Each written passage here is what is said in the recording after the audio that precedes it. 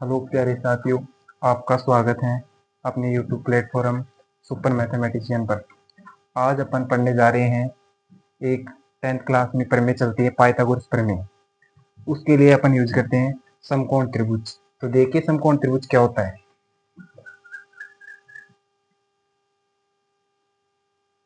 ये एक अपने पास क्या हो गया, समकोण त्रिभुज ए बी सी।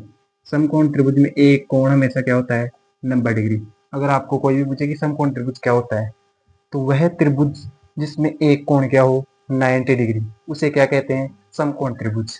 तो अपन बात करने वाले हैं कि समकोण त्रिभुज में पाइथागोरस प्रमेय को किस प्रकार से यूज करते हैं। तो देखिए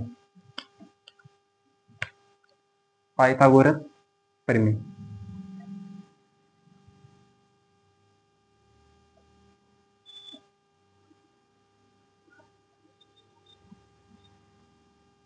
आप सब जानते हैं कि पाइथागोरस प्रमेय क्या होती है। पाइथागोरस प्रमेय होती है कर्ण स्क्वायर बराबर आधार स्क्वायर प्लस लंब स्क्वायर। ये तो आपको सब बता देते हैं कि पाइथागोरस प्रमेय ये होती है, लेकिन ये कैसे पहचाने कि त्रिभुज में कर्ण कौन सी भुजा है, आधार कौन सी भुजा है और लंब कौन सी भुजा है। आपको कोई भी कोण यदि, जैसे ये कोण दे दिया थीटा, तो थीटा के सामने वाली भुजा क्या होती है, लंब। लंब के जस्ट सामने वाली भुजा कर्ण, बच गई वो आधार। अगर इसमें से इस कोण को थीटा मान लिया, अगर कोई अन्य त्रिभुज हो, जैसे ये मान लो ये त्रिभुज आपके पास, ये कोण 90 डिग्री हो गया, त्रिभुज हो गया पी क्यू आर। अगर इस कोण को थीटा माने तो इसके जस्ट सामने वाली भुजा क्या होगी, लंब। ये क्या हो गई, लंब के सामने वाली भुजा कर्ण, बच गई वो आधार। तो ये कोई जरूरी नहीं है कि इसी कोण को मतलब थीटा माने, कोई सा भी कोण थीटा मान सकते हैं, उसके अकॉर्डिंग अपन यूज कर सकते हैं। जैसे अपन इस त्रिभुज के अकॉर्डिंग चलते हैं, तो देखिए कर्ण कौन सी भुजा है, एसी। तो एसी का स्क्वायर बराबर आधार कौन सी है, बीसी का स्क्वायर प्लस ए बी का स्क्वायर क्या हो गया, लंब। ये हो गई। अब जैसे अपने को दे रखा है यही त्रिभुज ऊपर वाला ए बी सी, ये कोण 90 डिग्री। ए बी का मान दे रखा है अपने को 4 सेंटीमीटर, बी सी का मान दे रखा है 3 सेंटीमीटर और ए सी का मान पूछ रहे हैं, ज्ञात करना है मतलब। तो फॉर्मूला है अपने पास, मान उठाओ।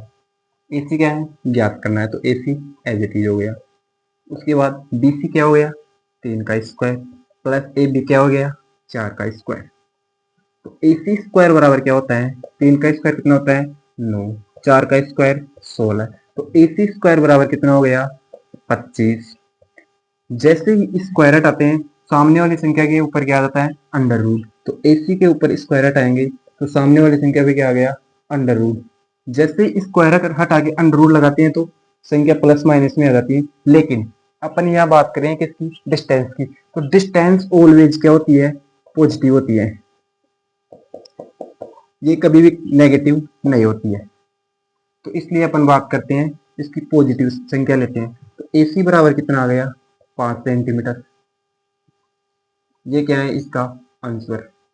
इसी प्रकार आपको कोई भी संख्या दे दी, जैसे एक और किसी आपके सामने लेके आता हूं, ये कोई त्रिभुज है पी क्यू आर, ये कोण कितना हो गया, 90 डिग्री।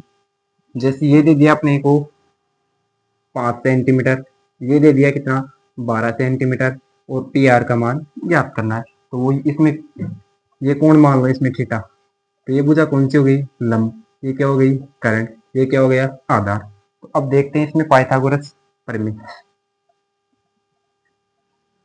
पाइथागोरस